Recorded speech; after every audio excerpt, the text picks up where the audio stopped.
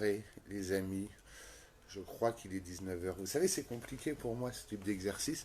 J'aime bien faire ce type d'exercice en vrai. Mais là, il faut préparer toujours. Et moi, je ne suis pas quelqu'un qui prépare, je fais. Alors parfois, c'est mal fait, forcément, fatalement. Et je prépare pas. Et là, il fallait quand même que j'ai un verre d'eau, il fallait que je sois prêt pour vous, il fallait que je choisisse des lectures. Donc j'ai quand même fait tout ça avec un grand bonheur, puisque c'est la clôture du festival Quartier du Livre, qui a lieu tous les ans au mois de mai dans le 5e arrondissement. Donc nous allons passer peut-être entre, je ne sais pas, 10 minutes ou une demi-heure ensemble.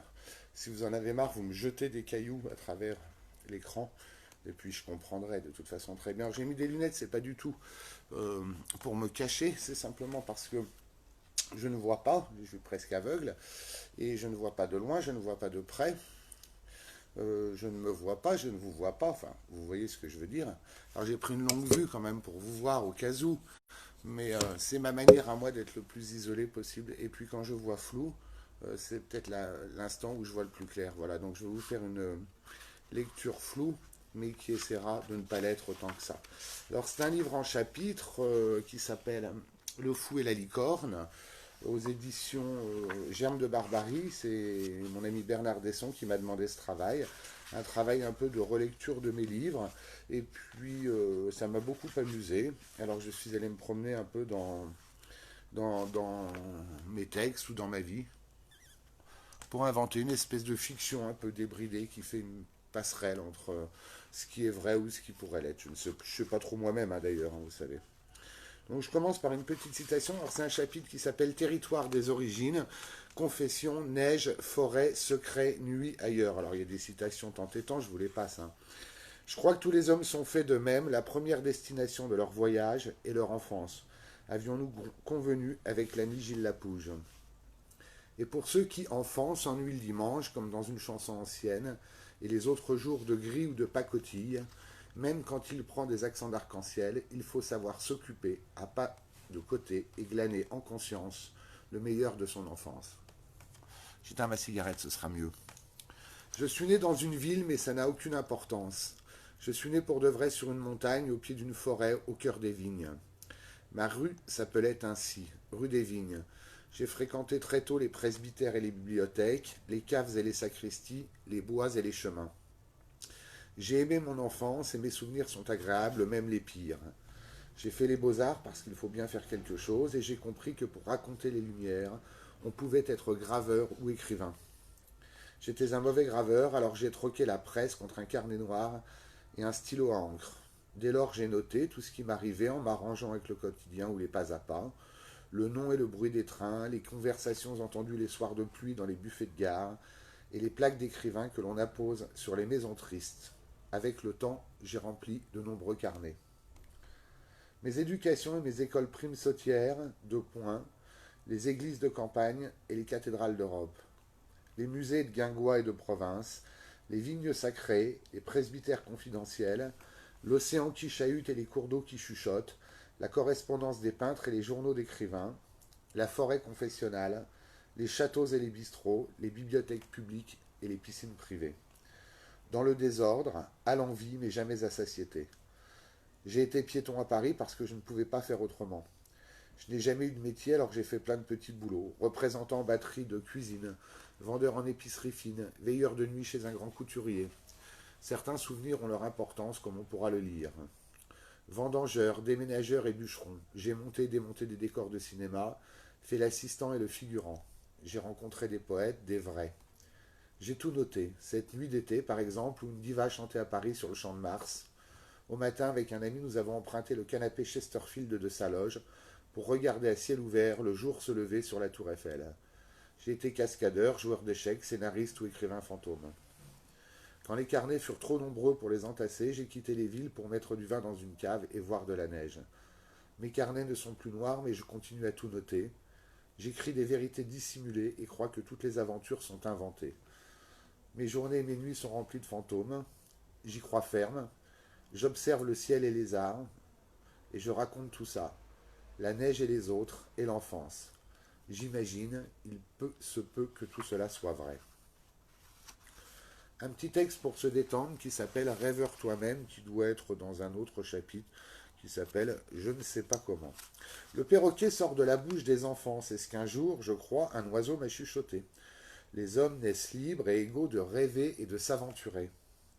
Et puis apprendre au moins chaque jour une jolie chose comme les leçons de choses, surtout quand elle est inutile, et un mot nouveau ou le nom d'une île, observer plutôt que croire, imaginer plutôt que comprendre, et entendre plutôt que savoir. Et je songe à ces mots de Pierre Reverdy. La vie est simple et gaie, le soleil clair teinte avec un bruit doux, le son des cloches s'est calmé. Ce matin, la lumière traverse tout, ma tête est une lampe rallumée, et la chambre où j'habite est enfin éclairée. Je voulais fuir l'école, raconter des histoires à mon rythme et me baigner dans l'océan jusque tard dans la saison. J'y suis parvenu. Mes rêves sont intacts, mais comme vous le savez, les gousses et les couleuvres. Donc je continue ma petite promenade. J'ai mis ça de côté, je ne sais pas pourquoi. Peut-être c'est bien, ou peut-être c'est pas bien d'ailleurs. Ah oui, c'est ça. Oui, c'est bien. Oui, oui, c'est un peu vrai. Ça s'appelle Sentiment buissonnier. J'ai aimé l'école du CM2 au CM2. J'avais 10 ans comme un pirate, puis ça s'est gâté. Mais je n'ai pas eu le temps de m'ennuyer puisque j'ai rencontré Robert Louis Stevenson, le plus aventureux des complices du Grand Dehors. Et comme Borges est très bonheur, j'ai appris sans peine à aimer les sabliers, les planisphères, la typographie du XVIIIe siècle et la prose de Stevenson. Ce fut mon évidence, mes jardins secrets à peine escarpés. Depuis, je trimballe mes complices dans le sac à dos ou la malle de voyage ou à histoire, dans les pas hyperboréens et sous les vents à trois sur le chemin. Nous nous entendons comme pas deux. Dans les souvenirs m'observe, Thomas Tranströmer écrit « J'espérais tout le temps que les cours prendraient fin. » C'est amusant, les cours d'eau prendraient fin. Maintenant, il faut que ce soit les cours qui prennent fin, pas les cours d'eau. Pour que je puisse enfin me jeter à corps perdu dans ce qui m'intéressait vraiment. L'Afrique, l'univers sous-marin, le Moyen-Âge. On croit toujours faire un voyage au loin alors que l'on fait en conscience et en patience un long voyage à l'intérieur de soi. Alors je marche et j'apprends comme un apprentissage, marche après marche. Cette rousseur de vivre comme l'œillade d'une rose, j'ai la collade facile, la salutation fraternelle et l'admiration en bandoulière. Je fais un pas et je souris, je fais encore un pas, me voilà guéri. Les chemins de connaissance sont mes reconnaissances, le sentier est mon officine de pharmacie. Les nénuphars sont au bistrot, la fanfare est en retard, il fait froid de toutes les couleurs. Les soirs de gel de janvier sont des kaléidoscopes comme les autres. Les songes font les poètes font les enfants font les clowns font les poètes font les signes font les songes font les sages font les singes font les pirouettes font l'enfance fait les souvenirs font surtout ce qu'ils peuvent. Alors on continue à se promener, hein. Enfin, je l'ai écrit comme ça, hein. Vous savez, je me promenais moi-même un peu entre ma tête et mon clavier, et puis ça venait assez facilement. Alors inventaire à la Toussaint, c'est pas l'époque, je vous le passe. Je vais vous lire un tout petit texte. Non, il est un peu triste, alors je vous le raconte pas. Je vais vous raconter une histoire plutôt jolie d'amour, dont le titre est Je raconte parfois aux amis, mais seulement aux amis, cette histoire confidentielle de l'aigle noir, empaillé et rémois dans l'atelier Simon Marc où Chagall imagina les vitraux de la cathédrale de Reims, et témoin des amours sublimes de la Dame en noir et de Luc Simon, le maître verrier et voyant. Reims, la ville magnétique du conte et des lumières mi-amères. Les frères simplistes ne sont pas loin, le grand jeu tonne encore sur les eaux du canal, les soirs de Déveine et de brume. Quand Barbara, étoile filante, quitta Luc, elle écriva un beau jour où était-ce une nuit. L'aigle noir demeure le caillou blanc de leur passion secrète et météore. Et Luc le fit apparaître sur le vitrail de la verrière, que l'on peut désormais contempler au café du Palais. Ensuite, c'est Barbara. Je ne sais pas pourquoi ça s'est arrêté. Donc j'imagine que ça reprend, enfin je nous le souhaite, parce que je vois qu'il y a des petites choses qui apparaissent, mais j'arrive pas à les lire, hein, vous doutez. Donc je reprends Barbara, mais moins bien que Barbara. Vous, bonjour. Je vous ai téléphoné dans la nuit du lundi. Bravo, vous avez la mémoire courte. Je suis arrivé sans vous et un doigt foulé. Balle me tue. Décidément, je vous épouserai bien dans les gares. Barbara à Luc. Des silences ocres, des chuchotements fleurs-de-lysée, des ors invisibles, Reims, son labyrinthe, ses soirs de cosmos, sa géographie secrète du conte, le grand jeu, dit-on. Elle a dit, on dira ce qu'on voudra. À l'heure du minuit lugubre, et puis folle et lunatique, lunatiquement folle, elle s'est envolée sans un mot. La dame de vitrail, la libellule bavarde à demi. La nuit tombe plus vite que la neige, alors la nuit chavire et flamboie sur la rosace boréale en un léger cœur à cri, tandis qu'une jeune étoile, ange au sourire et à la nuit, chante en secret sur le parvis et fait danser la lune. Où rêvons-nous? Alors on change de chapitre toujours, hein. Je vous dis, il y a plein de périodes de vie. Donc là, je crois qu'on est dans un chapitre qui s'appelle Voyage, exploration, et que j'ai sous-titré L'autochtone à Pékin. Où rêvons-nous? Qu'importe le masque, puisqu'il existe toujours un masque derrière le masque. Qui suis-je? Suis-je moi? Ou ce que les autres disent, ce que je suis? Ce que les autres croient ou pensent savoir de moi ne me regarde pas. Où suis-je? À l'Ocus Solus ou sur un quai, au bord du fleuve? Où suis-je? Au bureau ou à table? Ou ici? Je suis là, vous dis-je, à Savannah, à Belém, Manaus, à Deus me livre, Bahia, Brésil. J'étais aussi avec Eliane Bouvier, la complice des remparts malouins, et Nicolas, son mari, le poisson scorpion.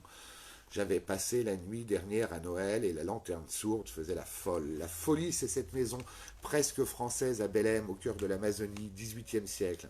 Entre les lianes et les crocodiles, tasses de porcelaine, dentelles de Bruges et langue de chat. Derrière le rideau de la demeure baroque, deux dames françaises lisent en silence. Un gramophone balance un opéra de Puccini ou les pêcheurs de perles. À la fenêtre, des singes et des perroquets. La nuit ne se raconte pas, c'est une fête comme un fantôme. Les fantômes sont des mélodies. La nuit, on entend le chuchotis des fantômes. Et quelques masques encore çà et là, les soirs de mauvais temps et de pis. Quand il gèle en hiver, le sol emprisonne les souvenirs. Durant les dernières chaleurs d'automne, la terre libère nos enfances. L'heure tourne, en dérision, nous voilà à la minuit. Un fiacre flottant s'impatiente, une embarcation de mauvaise vie. Une rumeur sur le fleuve. Les fantômes sont à l'heure. Ce soir, il y a bal. À suivre, forcément à suivre. Je regarde l'heure hein, pour pas trop vous indisposer quand même. Hein. Je crois qu'il est 7h10. Ça va, on a un peu de temps. Hein, mais pour ceux pour qui c'est l'apéritif, vous y allez, hein, évidemment. Enfin, moi, c'est ce que je ferais à votre place, bien sûr. Alors ça, c'est un petit texte minuscule qui commence un chapitre, parce que parfois j'ai beaucoup travaillé pour l'université, entre autres, où j'animais les ateliers d'écriture créative. Et donc j'ai fait un chapitre qui s'appelle Écritoire et labeur, moine copiste, marginalia, Z, typographie, diable. Donc c'est très court. Les circonvolutions de la phrase et les circumnavigations de l'esprit sont des voies de peine et de jubilation. J'ai si froid, me chuchote ma main qui s'ankylose. Saint Jérôme, soulage-moi de mes écritures, comme le marin entrevoit la terre, et le colporteur le bout du raidillon. Que le copiste du soir trouve enfin le chemin de la dernière ligne. Le parchemin est une peine, mais le très haut, là-haut, est bon. Grâce à lui, j'entends les cloches qui célèbrent la nuit. Ma main est en brime et ma main est en paix. Marginalia, ou note dans une marge de moine copiste imaginé à ma guise. Alors on va se détendre, pour qui me connaît un peu doit savoir que j'ai une passion, une obsession des animaux, tous les animaux, vivants, parlants, muets, taxidermisés. Donc nous allons faire une petite conversation avec un rhinocéros. Le rhinocéros qui se prenait pour Nikola Tesla. Comme me plaît cette idée de vivre avec des animaux et leur donner la parole. Comme me plaît cette idée d'observer des animaux irrévérencieux. En plastique, empaillés, en vraie mâchoire serrée ou verte. Qui se disputent une simple carte à jouer, par exemple, représentant un trublion ou un fou du roi. Quand je jette les cartes en l'air, les animaux s'amusent à les attraper. Sommes-nous les fous, serait-ce eux? Les libellules géantes, ça c'est de l'imagination. Comme il est étrange à me fixer ainsi depuis de longs mois, le rhinocéros empaillé. Il est là, sur ma table de travail, à m'observer sans broncher quand il ne fixe pas l'horizon. Le rhinocéros qui se prend pour Nikola Tesla. Le rhinocéros qui compte en silence les pieds pour mieux faire des vers. Sa vue m'ennuie puisqu'il me bouche la vue, pourtant je le conserve à mes côtés, afin de comprendre ce qui se cache dans la tête d'un rhinocéros. Je veux penser comme un rhinocéros, car j'écris à présent la correspondance entre un privat d'ossant et un rhinocéros. Du premier, le privat-docent. Alors les privats-docents, pour qui ne le sauraient pas, ce sont ces enseignants qui n'ont pas vraiment encore des postes de professeurs officiels dans les pays alémaniques ou suisses. Voilà, un privat-docent. Du premier, je me méfie, donc le privat-docent est un drôle d'animal. Je n'ai confiance qu'en le rhinocéros, qui est un humain comme les autres, ni mieux ni moins. Sacré bonhomme quand même, ce rhinocéros. À la nuit tombée, le rhinocéros est un philosophe qui raconte des histoires de guingois aux enfants qui cherchent à s'évader. Il était une fois un nouveau secret, chuchote le rhinocéros. Ensuite, il y a une petite astérix et l'histoire reprend. Un presque fou s'assied à ma table et se met à raconter. Je suis le scribe, dit-il. Il est le conservateur d'une bibliothèque à l'écart, remplie d'allégories et de vagabonds à grand bruit, qui cherchent à m'attirer dans leur farandole, sur la route, au loin escarpée. Et moi qui ai égaré ma lanterne, encore un coup du rhinocéros. Alors, une petite histoire, une fausse confession, si vous voulez, qui s'appelle Marginalia, toujours, donc ces notes que l'on prend dans les marges d'un livre, ou autrefois que les copistes inscrivaient comme des codes dans les marges des livres ou des codex. Je ne sais écrire et vivre qu'au passé, des voyages en vérité à reculons, ou à côté, ou imaginés, comme cette faveur ou cet aveu d'Edgar Poe dans Marginalia, note écrite dans les marges, de 1844 à 1849. Je vous ferai la grâce de la note de notre ami Edgar Allan Poe. Comme ça, vous achèterez le livre, celui-là, ou vous irez acheter directement les Marginalia du dit Poe. Voilà. Alors, je reprends les marginalia de notre passé, souvenirs enfouis, annotations dans les marges, secrets d'autrefois, ne sont peut-être pas des simples mémoires, des souvenirs ordonnés, classés, mais les graines qui contiennent tous nos peut-être futurs. Je me suis souvent perdu dans les géographies du silence et les topographies du repentir. J'en ai cherché les chemins plutôt que la raison. On ne peut échapper à l'écriture, il faut recommencer, contraint, forcé, point, c'est un privilège et une souffrance. Et la main qui peine n'a vu sur aucune fenêtre ni paysage. Ainsi est l'épreuve et le labeur d'un reclus qui n'est peut-être que la modeste pièce d'une horlogerie astrolabique.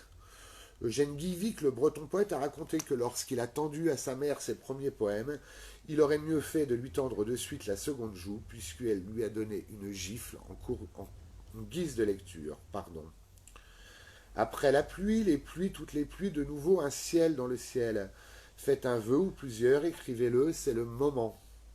Cependant, un oiseau est du ciel, il est plus proche de l'éternité que du monde. C'est de la Bérancé à la marquise de Sablé, et raconté par Pascal Quignard dans Sur l'idée d'une communauté de solitaires. Alors, flâneurs des deux rives, qui êtes-vous? Qu'attendez-vous de l'autre rive? J'ai eu vent de la peine indicible et de votre disposition mélancolique. Écrire chaque jour un texte, un fragment, une correspondance, une fiction, un voyage, une rencontre, un oiseau, une lumière, un livre ou une bibliothèque, voilà ce qu'il faut écrire, comme un automne de voyage qui durerait une année ou une vie. Donc il y a un petit nota bene qui précise qu'aucun poète n'a été blessé durant l'écriture de ce livre. Voilà, ce qui est peut-être l'essentiel. Me permettez-vous de boire un peu?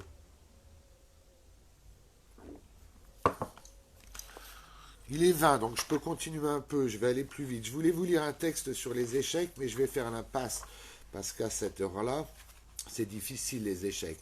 Je vais lire un texte que j'avais écrit d'une manière un peu différente pour mon camarade Joseph Pontus, que beaucoup connaissent, puisque Joseph, vous le savez peut-être, est rémois comme moi, c'est-à-dire qu'il vient de Reims, la ville des Sacres, et entre autres, nous inventons tout fréquemment des poètes et surtout nous inventons des saints. Donc il était difficile de ne pas inventer un saint Apollinaire puisque Apollinaire est un saint. Et quel saint? Le 9 novembre 1918 disparaissait l'Apollinaire, le Guillaume soldat de Champagne, le guetteur mélancolique, le flâneur des deux rives. Loin des ponts et filles coule la Seine, des rumeurs de cathédrales en écho limonaire, et des mélancolies de brume taquine, les échos des traces chahutent la mémoire, et les rires anciens fredonnent comme chansons amies. L'enfance miséricorde frissonne à reculons, vole au vent et farandole au long cours, au cœur des lunes, au parfum de collines. Les poètes y agitent des lanternes de chagrin, la mémoire pérégrine au lointain. Une ombre mélancolique rallume le pétale des baisers. Le doux poète, Marc-Alain, y chemine, et Apollinaire n'est pas loin. J'entends revenir mes pas le long des sentiers que personne n'a parcourus. J'entends mes pas à toute heure, ils passent là-bas, lents ou pressés, ils vont où ils viennent, dit Guillaume. Il dort le bonhomme, mais il est toujours vivant, et ronfle de la poésie à plein poumon, à coups de clairon. Les piétons de Paris traversent les flocons, marchent sur les mains et cabriolent sur le dos de l'imagination. Déambule espiègle en compagnie jolie, flâneur de toutes les rives, surtout celles qui n'existent guère, en un pas à pas frémissant et en écho léger avec le spectre brigadier d'Apollinaire. Je me souviens d'une autre année, c'était l'aube d'un jour d'avril. Les amis étaient poètes et les poètes un peu partout à se jeter les uns sur les autres des confettis d'allégresse, qui faisaient sourire même les plus voyous. À vous d'être des voyous, à vous d'être toujours un peu poète. Voilà. Alors je voulais vous lire, mais on n'a plus beaucoup de temps, on a une petite dizaine de minutes. S'il y a du temps, je vous lirai un texte triste sur la librairie Le Pont Traversé qui vient de fermer. C'est bien moche, mais on n'est pas obligé de se rappeler des choses un peu tristes. On se souviendra simplement que l'ami Marcel Béalu est toujours vivant puisqu'on peut lire ses livres. Il y a un autre chapitre qui s'appelle, je crois, Curiosité inventoriée, qui fait quelques pas dans mes musées imaginaires et mes cabinets de curiosité. Donc j'ai donné quelques définitions des cabinets de curiosité, du type un plateau d'huîtres de Marraine est presque un cabinet de curiosité, une machine à écrire de marque Scholz Glidden, recouverte de motifs floraux semblables à de la marqueterie, pourrait être un cabinet de curiosité, etc. C'est assez long, moi c'est un texte que j'aime bien, on verra, je le garde pour peut-être après. J'essaie de vous trouver des trucs un peu plus amusants quand même. Tenez un texte qui fait un mélange un peu justement entre les curiosités et les animaux et insectes que j'aime tant. Ça s'appelle Papillon, insectes amis et compagnie. Le soir d'été, quand tout le monde dort ou presque, faire ami à demi avec le papillon brun et minuscule qui s'est déposé sur le globe de votre lampe de bureau. Lui faire la conversation, au moins essayer, et lui confier des secrets et des mots qui pour lui et pour vous ne sont que des prétextes à déranger sa tranquillité. Comme je fuis le sommeil, je lirai encore cette nuit à venir jusqu'à l'épuisement. Le matin, il existera encore ce temps ou ce nouveau lieu inexplicable qui succédera au réveil et en chahut. Il faut recommencer chaque jour à se visiter. Ce chaque jour, nous ouvrons et inaugurons un nouveau studiolo, une chambre des merveilles confidentielles et imaginaires. Qu'avons-nous fait durant la nuit?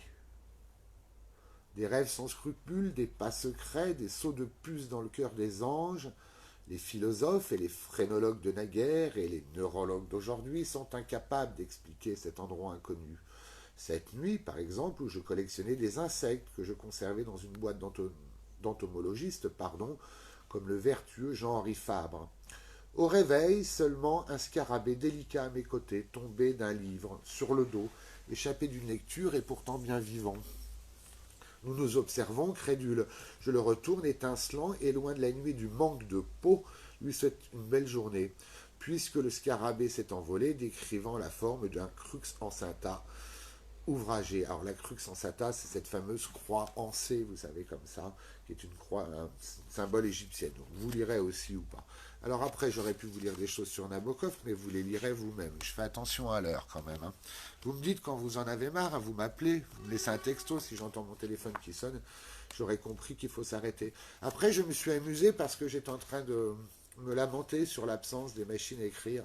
Alors j'ai écrit un chapitre qui s'appelle Miscellanée méca strictophilique, qui est le terme pour appeler les amateurs les collectionneurs de machines à écrire. Et je me suis amusé à écrire l'histoire de la machine à écrire en 48 points. Voilà, ça raconte toute l'histoire de la machine à écrire. Et 48 points, c'est le nombre de touches exactes sur la Hermès Baby, qui fut la machine à écrire la plus vendue au monde. C'était entre autres celle, par exemple, d'Hemingway, voilà, pour vous donner quelque chose. Alors, je peux vous lire un tout petit chapitre de rien du tout. Je vais vous lire, par exemple, le point 43. Je suis venu te dire que je m'en vais est toujours la phrase que j'écris quand je teste le clavier d'une machine à écrire. Sans réfléchir et sans raison, ne me demandez pas pourquoi. Mais j'aurais pu vous lire aussi le 44. Il existe un très bel album de Paolo Conte intitulé Parole d'amour scritte a macchina. Voilà. Alors, des petites choses courtes. Après, je me suis beaucoup promené l'an passé avec Charlie Couture. On a pris des trains, des trains, des trains, des avions, mais surtout des trains. Et j'ai écrit des petites correspondances, des petites choses dans des villes qui existaient ou qui n'existaient pas. Par exemple, Culmont-Chalindray, dans la gare presque désaffectée, je demande au guichetier fantôme si ça ne le dérange pas l'absence de bruit des trains. Et lui me répond, on s'habitue. Voilà. Alors il y en a un par exemple sur Nancy l'enfance.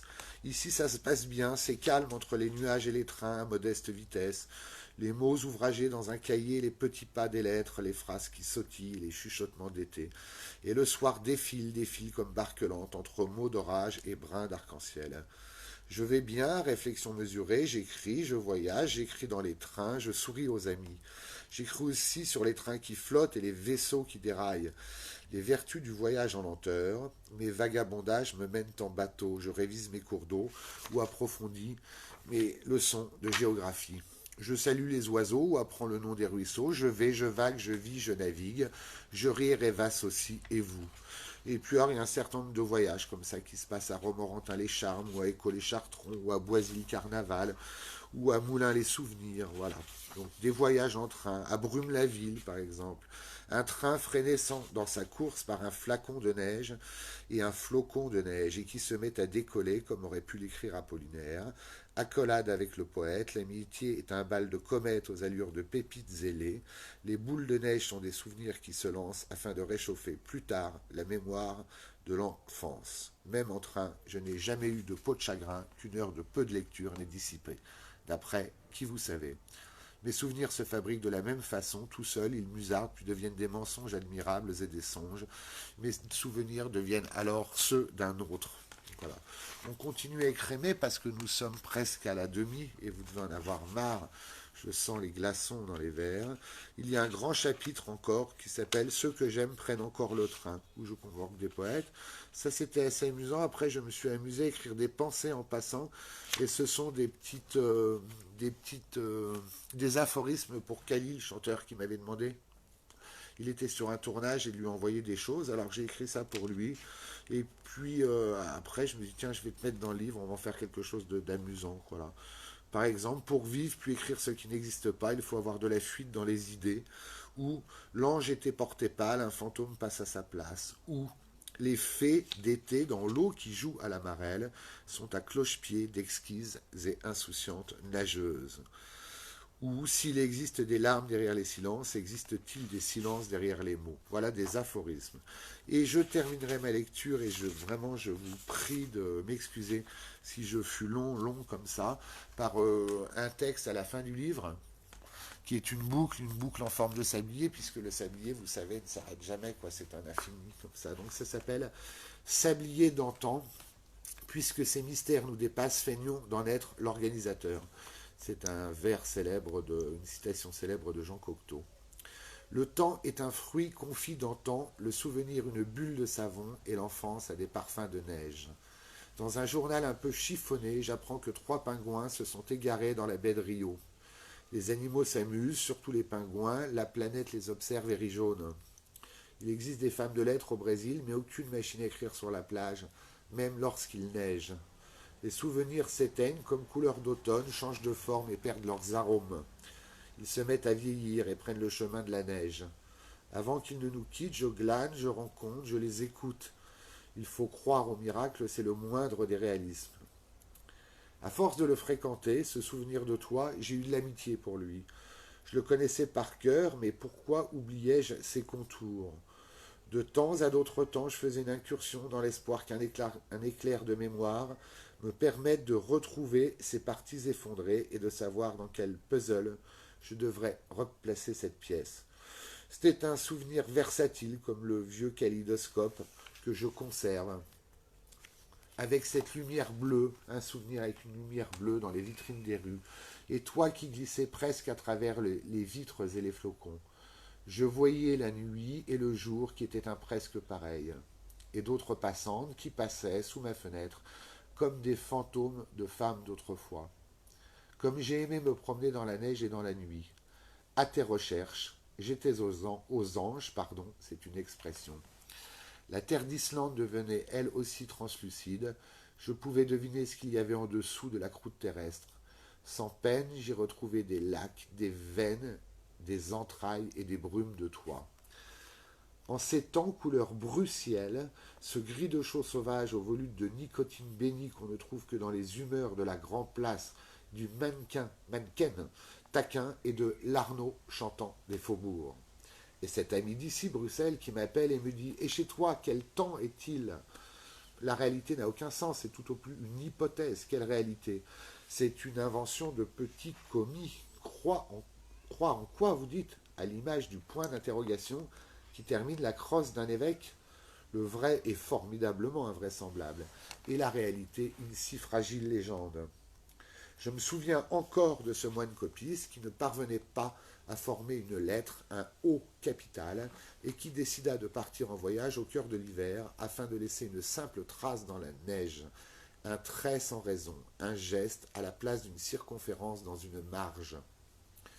Une encre neige et des pas de silence. Me reviennent alors les pas perdus d'André Breton, les siècles boules de neige n'amassent en roulant que des petits pas.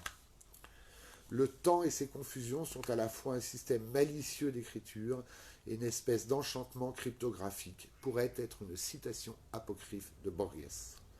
Alors j'ai attendu Borges au café Tortoni, Avenida de Mayo, mais le bibliothécaire n'est pas venu, tout occupé à déplacer le sable et à modifier la forme du Sahara. De France, de l'Est, j'ai emporté un instant de neige en son continent de couleurs, afin de faire frissonner les ruelles chaudes de Buenos Aires. Ne vous trompez pas, Pierre Ménard, l'auteur de Quirotte, existe, c'est le monde qui n'existait pas. Détrompez-vous. Hors du temps et temps qui passe, cette mesure qui nous dépasse et que nous arrangeons à notre propre mesure. Si j'étais un sablier qui mesure le temps, je serais un templier qui démesure le sable. Voilà, merci à tous les amis de m'avoir écouté, et même aux pas amis, puisque c'est quand même un signe d'amitié. Donc c'était des extraits de ce livre qui s'appelle Le Fou et les licornes, qui est apparu aux éditions Germes de Barbarie, avec une petite postface taquine de mon cher Pierre Michon, et que vous pouvez commander chez votre libraire ou directement auprès de l'éditeur formidable Bernard Desson, édition Germes de Barbarie. Donc merci à vous tous, continuez à demeurer des électrons livres et lisez des livres, vous verrez, ils vous le rendront bien. Voilà, à tout bientôt les amis, et je coupe, je termine.